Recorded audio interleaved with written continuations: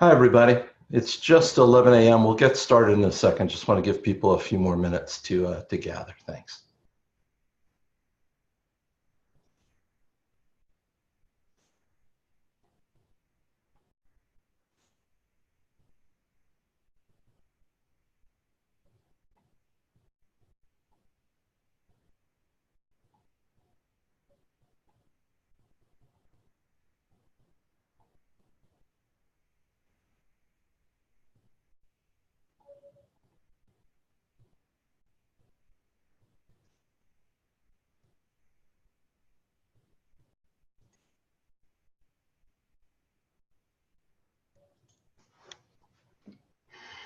Okay, let's get started. Hi, everyone. Thanks so much for joining us today for this session on how to author your first Open edX course.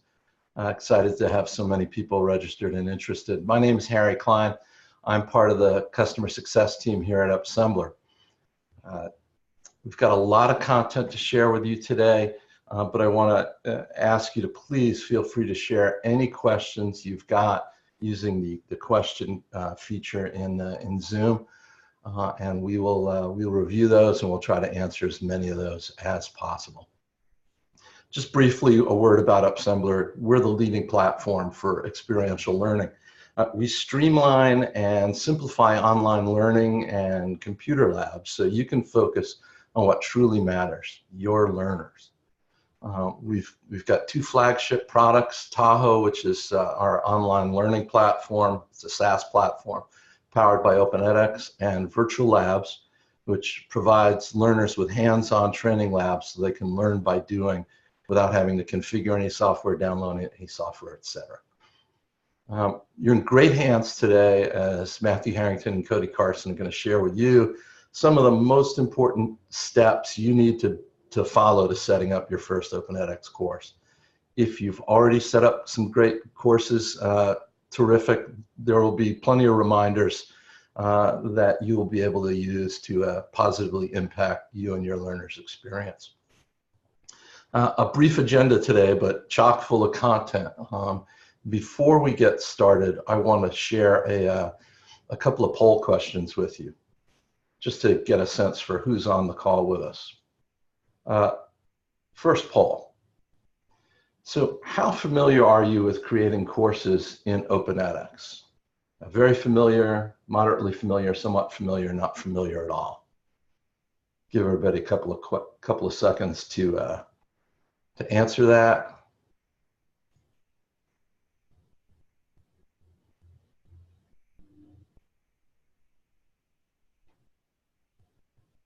All right, great, thank you. You can, let's see here. Here's the results for you all to see. It looks like a lot of people aren't that familiar with creating courses in Open edX, so that's great. We'll certainly address a lot of those issues for you.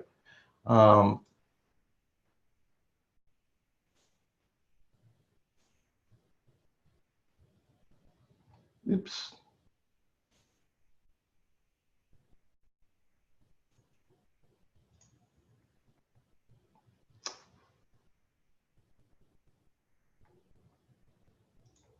Sorry, trying to get to the next poll. Here we go. Sorry, my bad. Here's the next one. What's the primary goal for your current training and learning program? Increase product adoption, train customers, generate new leads. And this is, you can select all that apply here.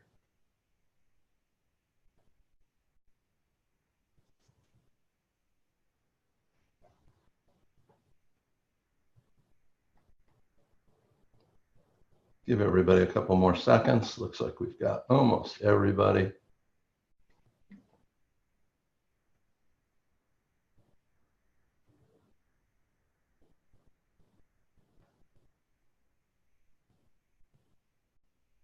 All right. So the big winner looks to be to train customers, partners, or employees. Interestingly, generate new leads and sales opportunities and deliver MOOC style courses. Those are coming in essentially tied for second. We do have a lot of customers that are using courses as an opportunity to generate new leads and sales opportunities. So fascinating. We can try to address some of that as well. Thanks again for participating in those. Quickly, why are we here? We're here because we want to ensure you can create courses that achieve your desired outcomes while really engaging your learners. We want them and, of course, you to be successful. We're here because we know that Open edX has a lot of features and capabilities that are sometimes hidden.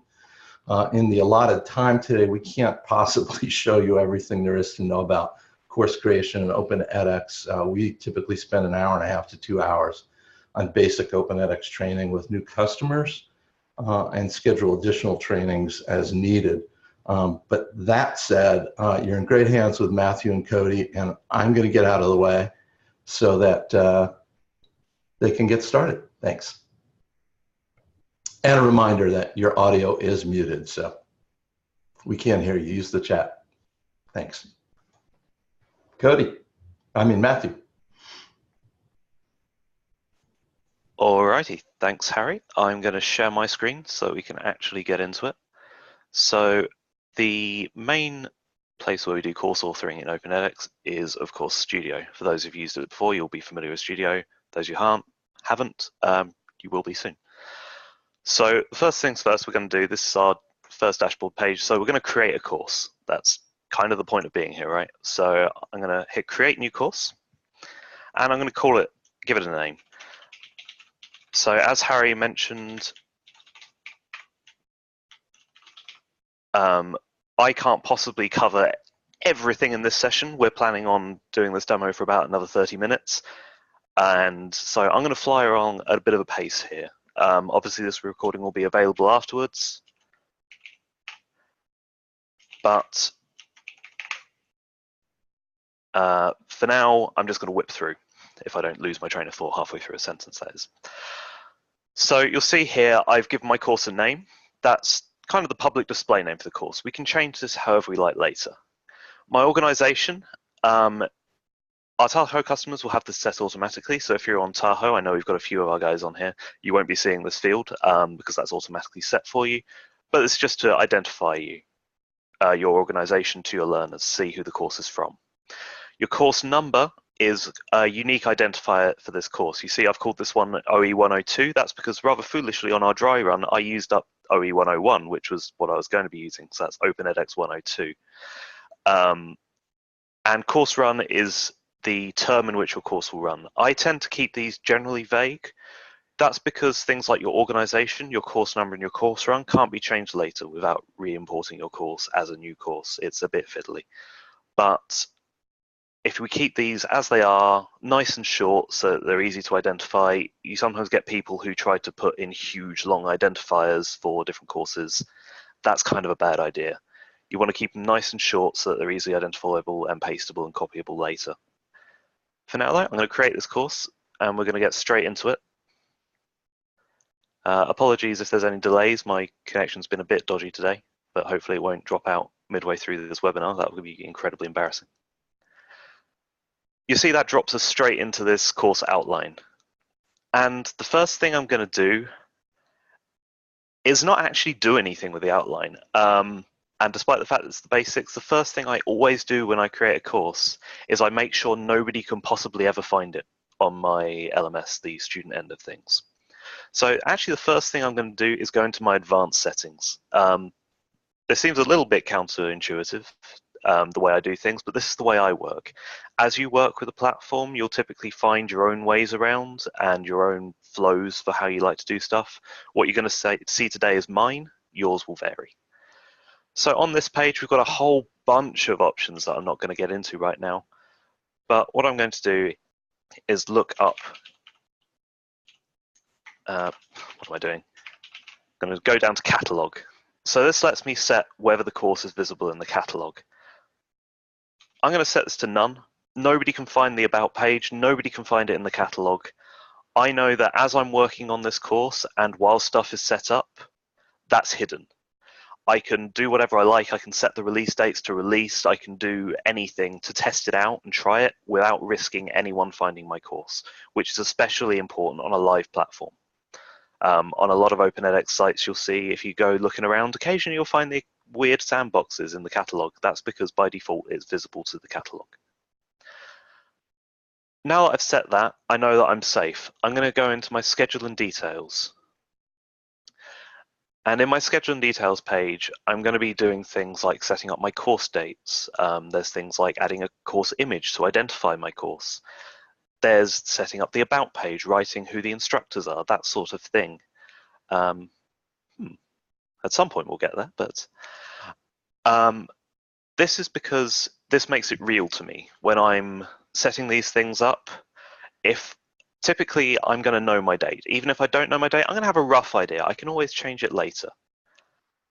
This means that if I have this date set, I know my deadline to be working to, I've got it set there. I can set even dates before this for release of different bits of content just to ensure that everything's working correctly. So what I'm going to do is I'm going to set this to launch on, let's say, the end of August this year. This is where I get embarrassed because I'm grappling with the American date format, so apologies for this. There we go. So I'm going to say this is the 31st of August, this course is going to start. I'm not going to bother setting my end date just yet because, well, I don't feel like it, frankly.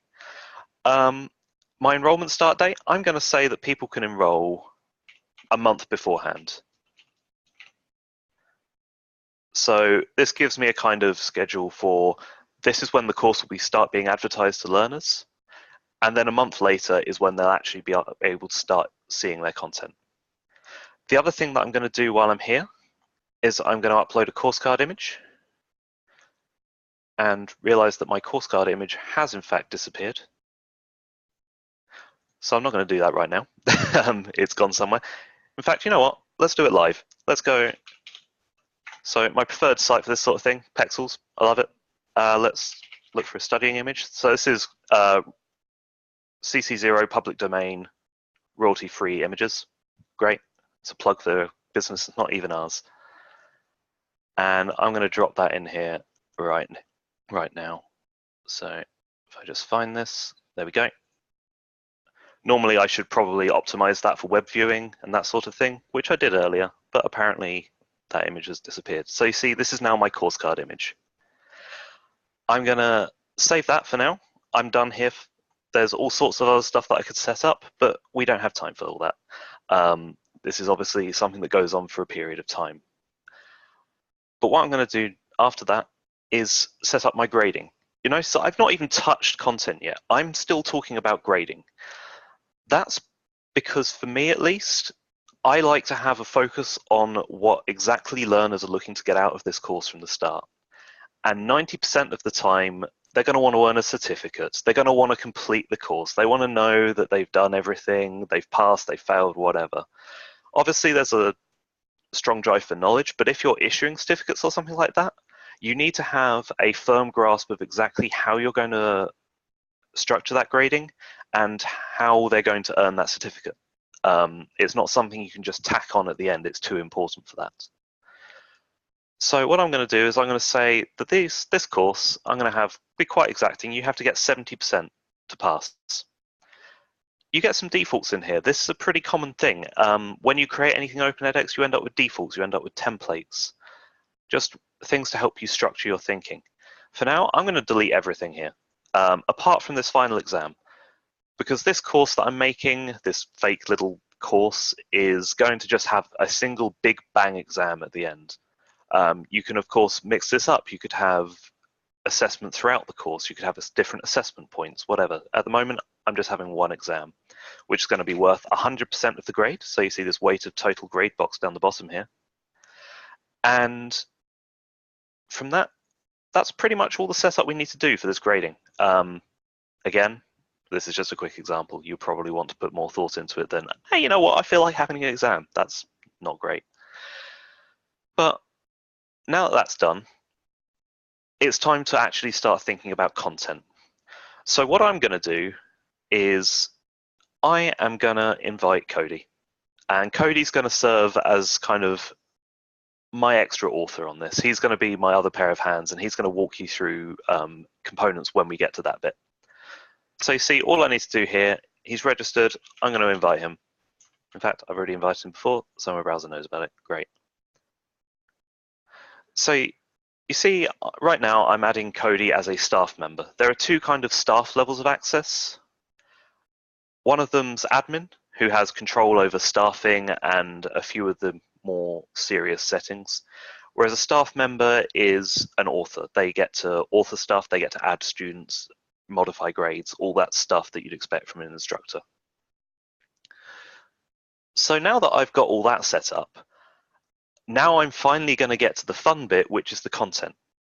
So I kind of like to set up a bunch of setting related things and administrative stuff before I even go anywhere near the content. So I've got something that me and whatever course team I'm working with can get to grips with stuff and not have to worry about, oh wait, sorry, no, we've not set up discussion topics yet. We've not set up teams or any of these other weird features that you'll be able to find if you go delving through the settings. So what I'm going to do is I'm going to create my outline. Typically, this would be the product of, say, a learning design session with a learning designer, or just a general planning session with the team. I don't recommend just going in and building something if you're working with other people. If you're working by yourself, that's fine. But if you're working with a team, it tends to help have kind of this idea of what your course is going to look like before you start structuring and building it. So right now, I'm going to lay out my outline, which I've clearly come up with in collaboration with my team in a series of design meetings, but that's not true. So I'm going to add our first level of structure, if I can spell, and that's a section. The sections are kind of your broader areas of content. So I'm going to have an introductory section where I do things like introducing people to the course, telling them what they're going to learn, try and find out what their goals are, get them to introduce themselves to each other in a topic, in discussions, that sort of thing.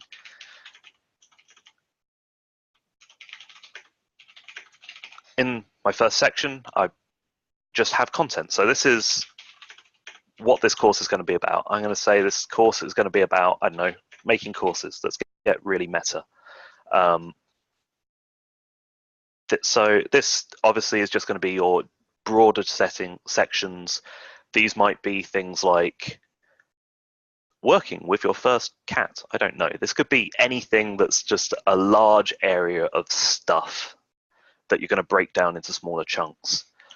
I'm going to have a section for, let's get flamboyant. Let's call it the grand finale, whatever. So this is going to be my wrap-up section. This is going to be my conclusion. This is going to be my final exam. Where do they go from here? Because that's always a really important thing to tell learners, like where are they at, what are they actually going to do now that they've finished this course. Your job doesn't stop once they pass the final exam, to my mind. It stops when they start employing your knowledge in a real-world setting. And the last section I'm going to add is one that will never be seen by learners. This is my personal favorite little thing. If you take nothing away from this, take away this. This is the staff sandbox. The staff sandbox is super useful. If you delete something, it's gone. So instead of deleting something, throw it in the sandbox. If you want to try something in safety with knowledge that it will never be seen by students anywhere, throw it in the staff sandbox.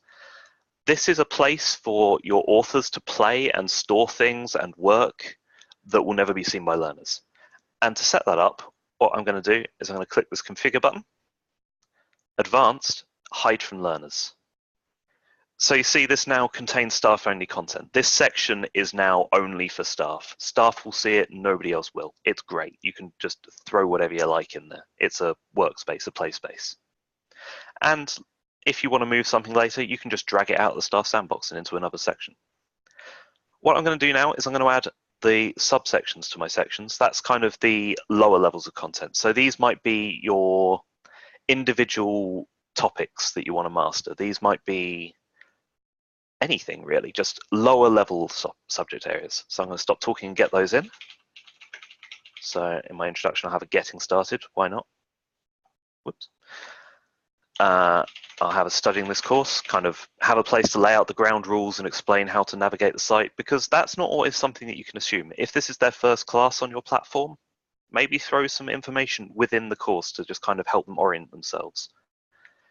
In this creating this course one, I'm going to say X blocks and components.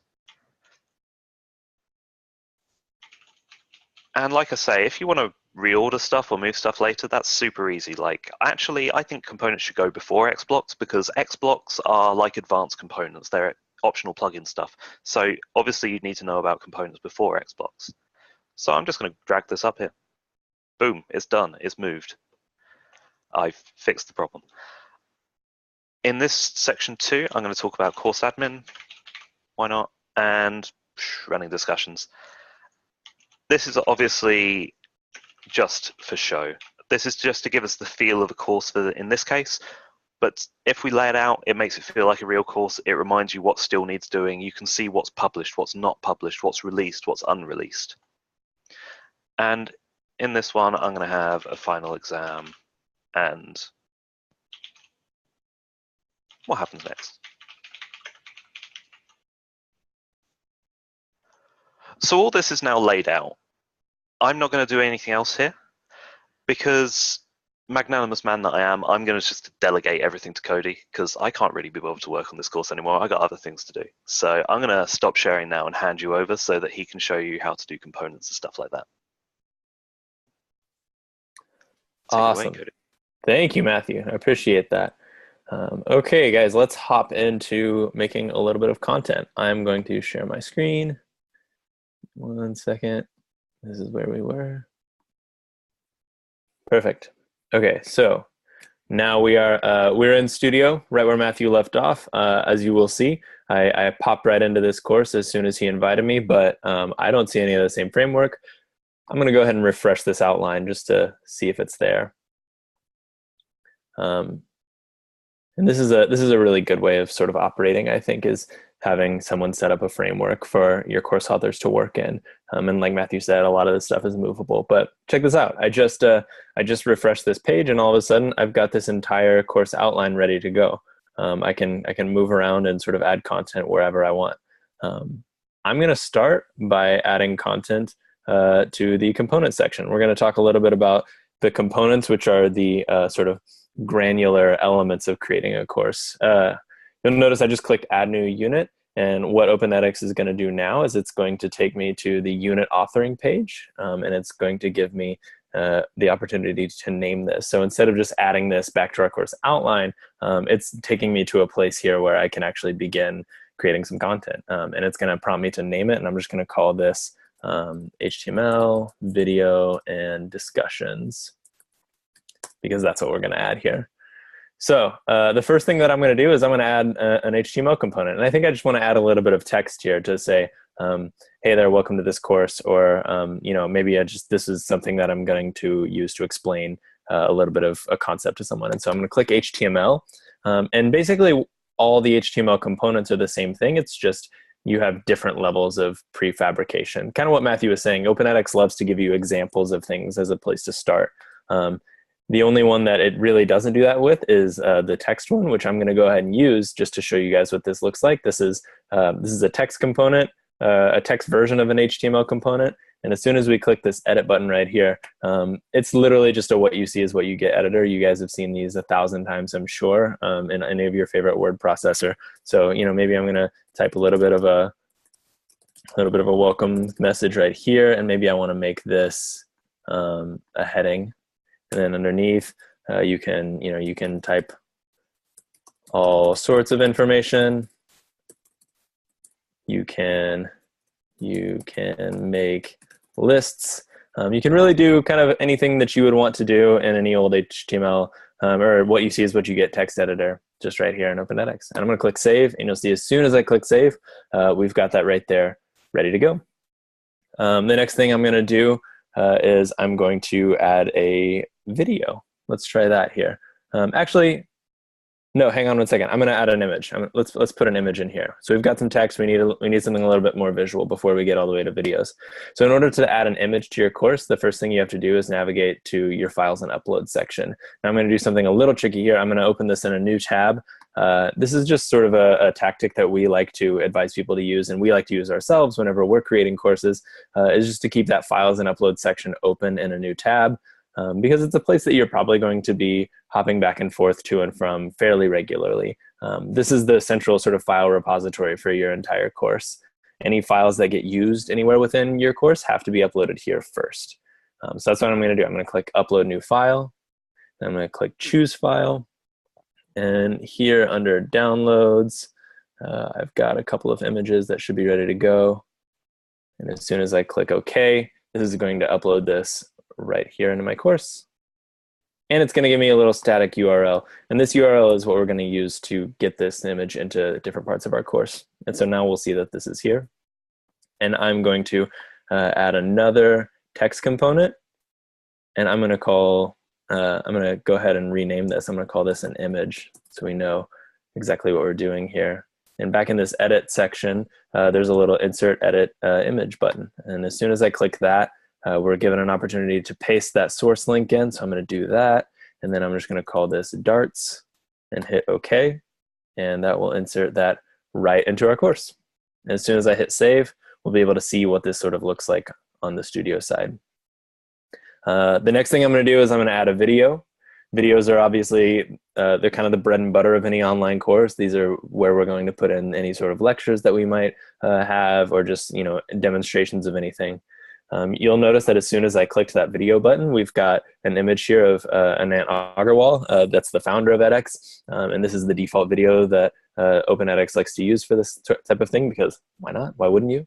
But we're going to put in our own video. And so in order to do that, we got to click Edit.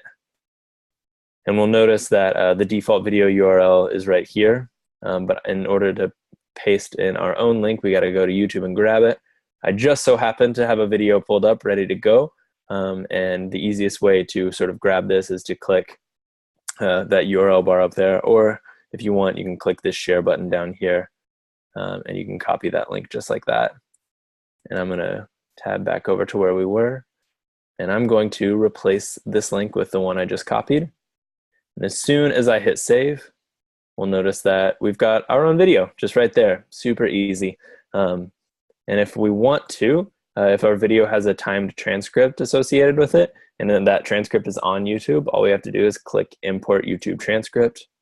It'll say, boom, we found it.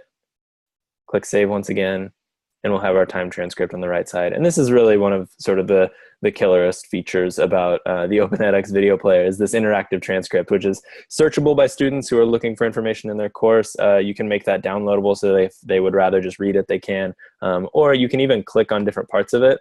And so that way, whenever someone is playing this video, it'll just jump right to that particular part of the video. So I think that's really, really kind of fun and fancy. The last thing I'm going to add to this page is a discussion forum. Just, you know, maybe this is a way for our students to introduce themselves to one another. I'm going to change this display name to Intro Forum. And you'll notice that there really isn't anything to do here besides a little bit of organizational stuff if you choose to have specific ways of organizing your discussion forums. So as soon as I click Save, that's there ready to go. And it looks like we've got a lot of components here. Why don't we check out what this looks like on the LMS? In order to do this, I'm going to publish this content. And as soon as I hit publish, we'll notice that this says published, not yet released. That's because this course doesn't go live until August 31st. And so that means that when that day comes to pass, we're going to see, that's when this is actually going to go live. But because I'm a staff member, I'm going to be able to see this content right now. And so that's what I'm going to do. I'm going to click View Live Version. And it's going to take me over to my LMS to see what this content looks like. And would you check that out?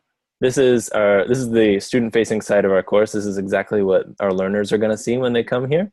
And they'll be able to see all of this information just like this. You'll notice some of these things like have just the default name to them. I would recommend naming as much stuff as you can just for accessibility reasons, and it kind of would look nicer instead of just having, you know, this say video. Maybe this says, you know, this is the name of what exactly this video is. I notice I have a typo here. I may or may not have done this on purpose. We'll say I did. I just want to demonstrate really quickly how easy it is to sort of change some of these things, and the sort of the version of the sort of version control that OpenEdX sort of offers in these types of things. So we'll notice that I accidentally typed a capital O here instead of a lowercase o. So I'm going to come into edit, and I'm going to go ahead and change this. I'm going to click delete and click and just type a regular O. And so now we'll hit save, and you'll notice this automatically changed to draft. These are unpublished changes. This means that anything that I just did, which was just change that one letter, this isn't live yet. So I could refresh this page and that O would still be there just like that. It's not until I come back through and click publish that that's going to actually make that change. So I'm going to go ahead and do that right now. This is just a good idea if you want to sort of try something out, if you want to sort of author some content that you're maybe not totally sure about. You can rest easy knowing that it's not going to go live until you click that publish button. So that's components. Those are some of the more basic ones. I'm going to hop back over to our course outline now, and we're going to take a look at XBlocks. As Matthew mentioned earlier, XBlocks are sort of like advanced components. And in order to get them enabled on our course, one of the first things we have to do is come to advanced settings, and we have to enable them on our course manually. These are things that extend the capability of OpenEdX. You can kind of think of them as like plugins for WordPress or something like that. Some of them are third-party created. Some of them, are developed by all types of different people because this is an open source platform. You have that ability. So I'm going to come in here to this advanced module list. This is where we enable our XBlocks, and in between these two brackets, I'm just going to type the word poll in between quotes. That's an easy one that I know is installed on this server. I'm going to click save. As soon as I do that, we'll say your policy changes have been saved, and so now I have the ability to use the poll XBlock. So I'm going to come back to my outline, and I'm going to find where Matthew set up a place for me to put in our polls. And would you look at that? I've got a subsection ready to go for XBlocks, and so I'm going to click Add New Unit. And as soon as I do that, it's going to take me back to the unit authoring page, where we're going to see something that looks a little bit different. You may have noticed before we only had 3 green buttons, or 4 green buttons, and now we have 5. I'm going to call this poll. And this 5th one is the advanced component button. And as soon as I click that, we're going to see that we have the poll option available to us. So I'm going to click poll. And once again, we've got some example content here. I'm going to go ahead and make some edits to this. We'll see that we've got the display name. Once again, we're going to say, maybe we can call this intro poll. We can call it really whatever we want. And so what I'm going to do is I'm going to say, actually, I like this question. But just to give you a quick example, you could say, what is your least favorite color? And click save. So now we can see that really quickly, easily updated. And if I want to, I can just sort of test it out here in Studio and click submit. And this is a really good way for your students to be able to sort of come through and add their own answers and then see how everybody else in the course has responded in kind. So I'm going to hit publish there, just so that way it's out there and ready to go. That's kind of how XBlocks work. There are a ton of them out there, some in more complete states than others. It's always good to sort of check out those GitHub pages, or if you're one of our AppSembler customers, then we always make sure that we vet those to ensure that the code is sound and not going to break your site. So moving on, I am going to go to our final exam and add a little bit of some learner checks here to make sure that whoever is taking our course is going to be able to actually test their knowledge.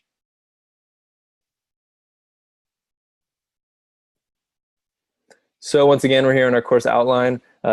Just to give you guys a quick little thing, I'm going to click this collapse all sections, because say if there are a ton of sections here and I don't want to scroll down on all of them, I can just click collapse, and that'll sort of clean things up for me. And this grand finale is exactly where I want to be here.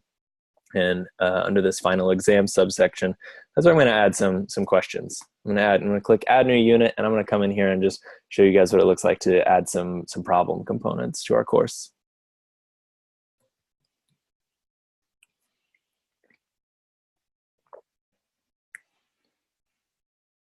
So once again, we're seeing some patterns here. I'm going to call this basic problems. And in order to add some problems, you probably would have guessed to click the problem button. And once again, we're given several options here. We've got our common problem types and our advanced problem types on these two tabs. I'm going to focus on the common problem types right now. And we'll see that we've got several options, all sort of are in the same way are going to give us some example content. I'm going to start with multiple choice just because that's clean and easy. And we'll see that we have an example multiple choice question here. And it will sort of walk you through exactly how this all works and how this looks. You can test it out here if you want, but I'm going to go ahead and add my own question. I'm going to click edit, and then I'm going to delete. This is all sort of explanation that I don't need. But you can kind of see how this is formatted, right? You've got the question in between these two arrows right here. If you want to add an additional tip or prompt, you can do that right here, and that'll show up sort of beneath the main question in a subsection, and sort of like a subscript type of thing. Not exactly a subscript, but you know what I'm talking about. I'm going to add my question here. I'm going to say, keeping with our theme, not a what is Cody's favorite color? And then maybe I want to add a little bit of information like here, like, you know, just think really hard about this one. It's tricky. And then I'm going to go ahead and I'm going to add my answers. And so this is exactly, like, it's pretty simple. It almost looks too easy, right? All you have to do is just sort of replace this content with what you want. We'll say blue. We'll come in here and say red. We'll come in here and say green, and then I'm going to add one more. And all you do is literally just type exactly what you see beforehand. So an empty set of parentheses, yellow. I'm going to delete this X here because it's not actually red, it's blue. And so then as soon as I click save, we see that we have our question here. I don't think I needed to add 2 question marks. That's a little bit dramatic, but that's fine. And so now we'll see this is exactly, this is our question. We can test it out if we want. I can click red just to see what it looks like when you get something wrong. Incorrect, 0 out of 1 point. Ah, darn it. How about blue? Click submit. Correct, perfect. And you can adjust sort of how Open edX responds to these types of things in terms of whether or not it displays what the correct answer is, how many attempts students get. The default is that students get unlimited attempts, and that it will always show the answer after they attempt the problem. But if you would like, you can come in and you can adjust all that to fit your needs as well. Same with the points, by the way. You can make each question worth as many or few points as you like. I'm going to give one more example of this. We also have checkbox problems, which looks like this. They're basically the exact same as our multiple choice problems, except use brackets instead of parentheses. And this is one of those examples where you can have as many correct answers as you like. You may have noticed down here we have options that have hints and feedback.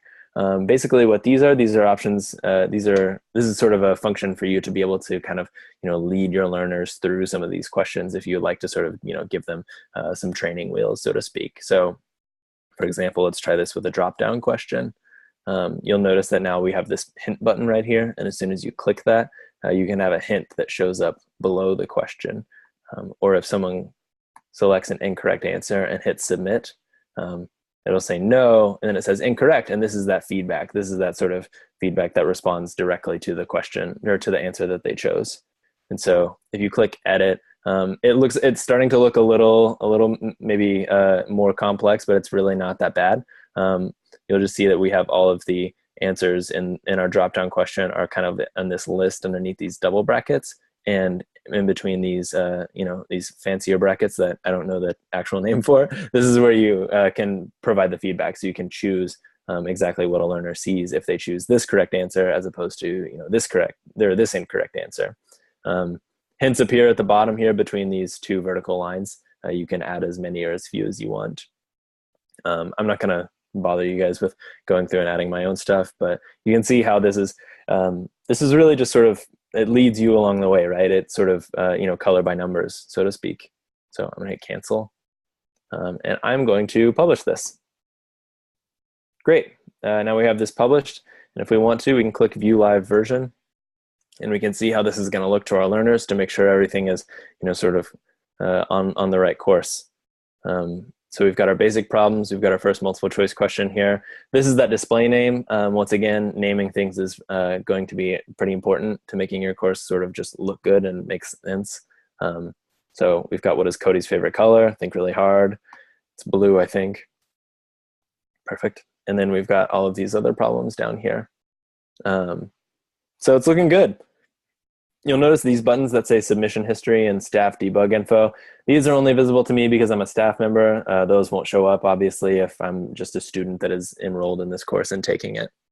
I'm going to go back over to Studio, and I'm going to add one more type of problem. I'm going to add a little bit more of an advanced problem to our final exam here because I want our students to be able to really sort of express themselves. And I want to ask, maybe I want to ask a longer, more complex sort of essay style question. Thankfully, we've got the ability to do that.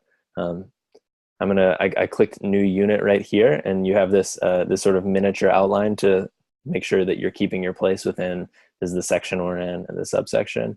And if you want to, you can just add a new unit by clicking that button right there.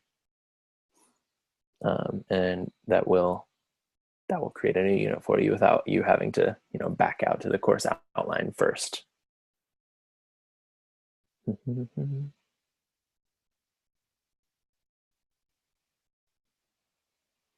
It appears maybe my connection might be a bit dodgy as well, to steal a word from Matthew.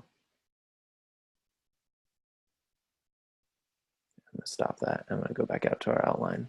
We'll go the long way around just to see if it's a little quicker.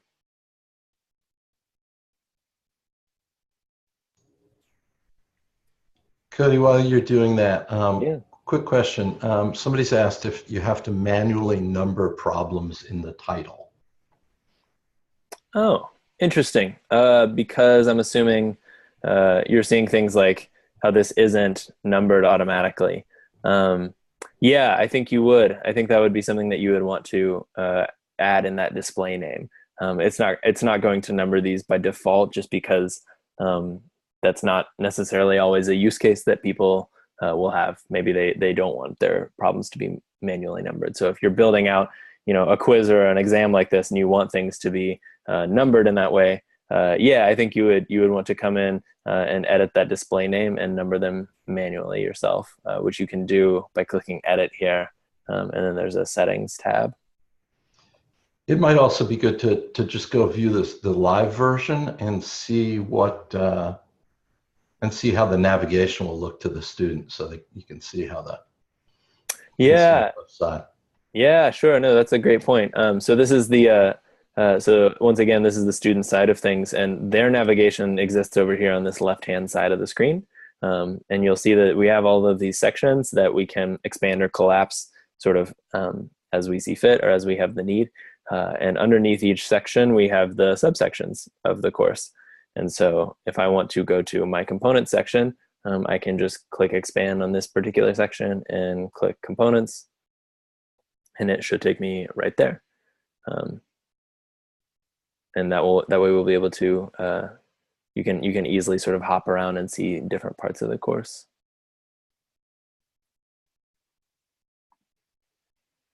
I'm going to try backing out even further.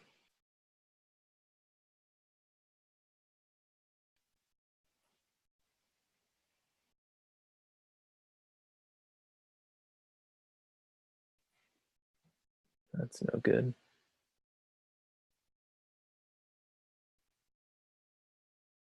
Oh, here we go. Should be loading back up. Oh, look, we've got our course card image that Matthew added earlier. Awesome. I'll click View Course. Okay, now we should be up and running. This is the LMS side of things.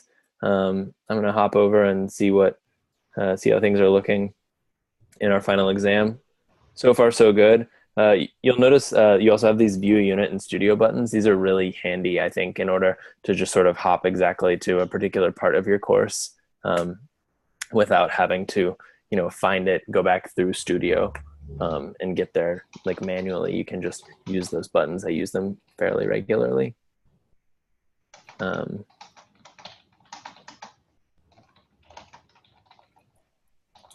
We'll see here we've got basic problems. I'm going to try adding another unit. Oh, it did add the unit. It just didn't take me there. So I'm going to click that unit to go there. Cody, we're at 45 minutes in, and so we really do need to think about making sure we don't take too much time more than we promised these folks. So yeah, sure, absolutely. That's a good point. Okay, so in that case, I think I'll skip the open response assessment. Just know everyone that you have the opportunity under these advanced problems to add what's called a peer assessment. And this is sort of Open edX's way of allowing learners to grade themselves or grade each other, or you can have a staff member grade these more sort of expanded open response type of questions. I'm going to go ahead and publish that. And one thing I have to do before this final exam actually works as a final exam is you have to designate that particular subsection as a graded piece of content. Matthew set up our grading configuration earlier. Thank you, Matthew. However, Open edX isn't going to know which problems to grade and which problems to not grade until I come to that particular subsection in our course outline. And I click this little gear icon, and we'll see this grade as, and we'll choose final exam here and click save. And now we'll notice that this little check mark showed up. So that way we know that there's some graded content there. And that way Open edX knows that this is our final exam. All these units that exist within here are to be graded as the final exam. And so now if I refresh our LMS, we'll be able to see that as well. Under this grand finale section, you'll notice that we now have a little bit of a denotation here that this is graded content. That's what that little gray sort of italic symbol means. So if I want to hop in here, I just want to give you guys a quick demonstration of sort of what this looks like. I'm going to go ahead and quickly give these some correct answers. Hit submit. I'm nailing this final exam. Hit submit. Just crushing it. So now we've got all those problems right. I haven't done anything on our advanced open response problem, so I didn't get 100%, but I know that I did a little bit. And if I come to this progress page right here, all students will have this. They can see exactly how they're doing. We only have one exam here, and so this is what we're doing. Not so hot, and that's only because that open response problem is by default much more heavily weighted than those individual multiple choice type questions. So we see that we have our pass grade here that I would need to reach in order to pass this class. So I'm going to have to go back and do some more work in order to get there. But that's the basics of that's the whirlwind basics of adding components and sort of building out the content of your course. I'm going to pass it back to Harry. I'm going to stop sharing my screen here and pass it back to Harry to see if we have any sort of questions that we want to talk about.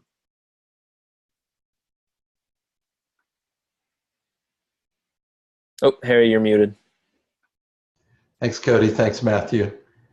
Let's see here. I think you should be seeing my screen now.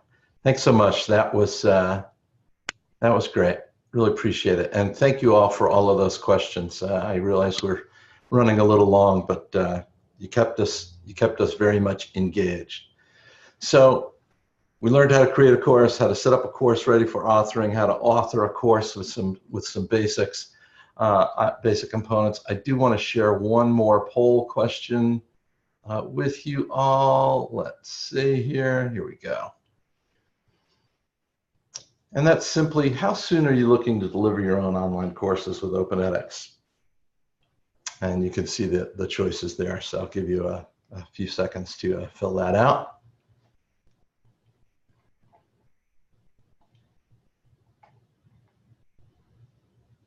How are we doing?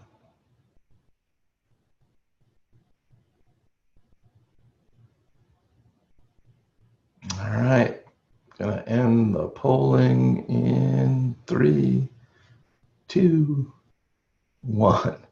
Here we go. Let's see the results. So, a couple of you are delivering courses now, but looks like the majority, you're looking to do something in 3 to 9 months. Excellent. You get time to practice. Well, again, thank you so much for participating. Thanks for joining us today. If we weren't able to answer all your questions, please don't hesitate to contact us. Hope we'll see you again soon on an upcoming Launch and Learn webinar with AppSembler, and enjoy the rest of your day. Thanks so much.